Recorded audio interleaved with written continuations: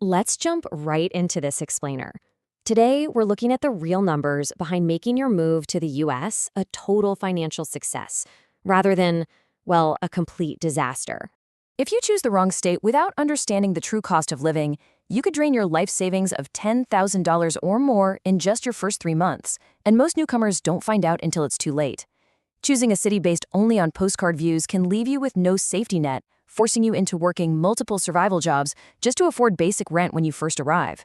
In the next 8 minutes, I'll show you exactly which low-cost states offer the highest paying jobs for newcomers, step by step. If you found this helpful, subscribe. Every week, I publish guides like this one so you always know what to do next with your money in the US. So look, today we're completely ignoring the usual advice and those crazy expensive, famous coastal cities. Instead, we're uncovering the places where your dollars actually stretch further for rents and groceries. This is all about protecting your initial savings while you build your new life. Oh, and definitely stick around, because in just a few minutes, I'm going to reveal a hidden tax loophole in a few specific states. Almost everyone misses this, and it could literally save you an extra $3,000 every single year. If you need the absolute best balance of low rent and readily available jobs right now, your top 3 choices are Texas, Ohio, and Indiana. I mean, just look at the difference. You've got a $4,500 survival budget in New York City compared to a $2,200 budget in Columbus, Ohio. That's literally half the cost. These states allow you to live comfortably on less than $2,500 a month. So while New York and LA are getting all the hype, these middle regions are where modern immigrants are actually building real wealth, and building it fast.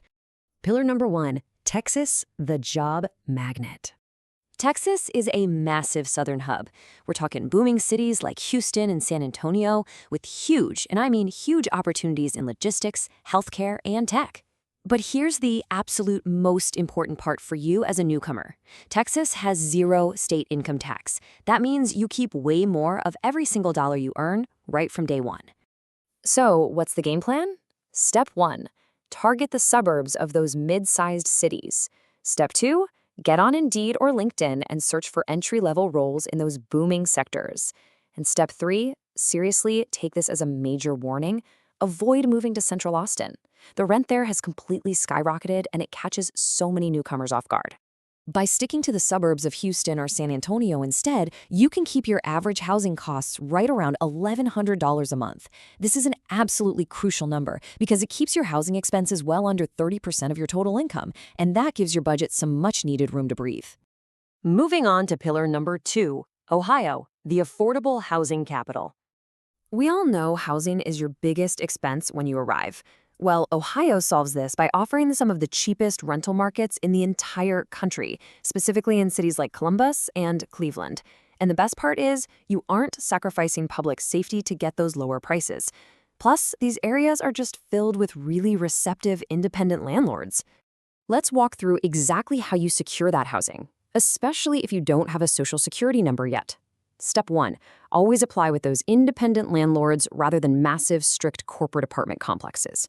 Step 2, present your visa paperwork or your Form I-94, your arrival record, along with a solid cash deposit. And step 3, just ask them to accept an ITIN or even proof of your foreign savings instead of an SSN. So many people give up because they think an SSN is mandatory on day one, but in Ohio, that kind of landlord flexibility is way easier to find. Quick pause. If this is already making things clearer for you, hit the like button right now. It genuinely helps other immigrants find this video when they need it most. And drop a comment telling me, what's the one thing that confused you the most when you arrived? I read every single one. All right, let's look at pillar number 3, Indiana, the budget starter. The big takeaway for Indiana, especially around the Indianapolis area, is the ultra-low grocery costs and super cheap utilities. If you're an international student on an F1 visa or a newcomer on a really strict budget, this state is basically a cheat code. It allows you to stretch your initial savings twice as far as you ever could in a coastal state. But there's a catch. Public transit is pretty limited in the Midwest. So here's the playbook.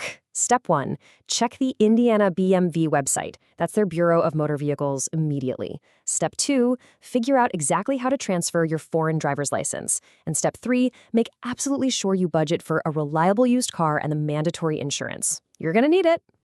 Which brings us to a really fun part, the hidden tax loophole.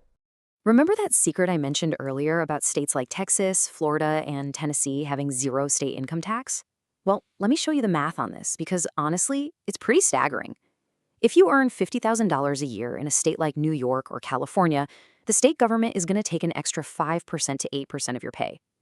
But if you work that exact same job in a state with no income tax, you instantly save up to $4,000 a year. Think about that. For a newcomer, that $4,000 can completely fund your entire first-year car insurance policy or easily cover your apartment deposit.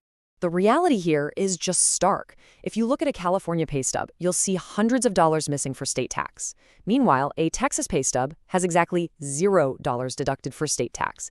It's the exact same salary, but it yields drastically different take-home pay, just because the tax literally doesn't exist. It's a real game changer. So to recap, first, Texas gives you the largest job market with zero state income tax. Second, Ohio provides safe, affordable housing with flexible landlords. Third, Indiana offers the lowest baseline cost for food and utilities.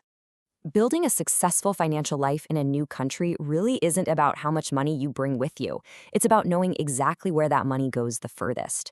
If you found this helpful, subscribe. Every week I publish guides like this one so you always know what to do next with your money in the US. Before you go, ask yourself, is the sunshine of a famous coastal city really worth delaying your financial freedom by a whole decade? If you want to dive deeper, you've got to watch this explainer next, How to Build US Credit from Scratch as an Immigrant in Less Than 90 Days. All the links are down below. See you in the next one.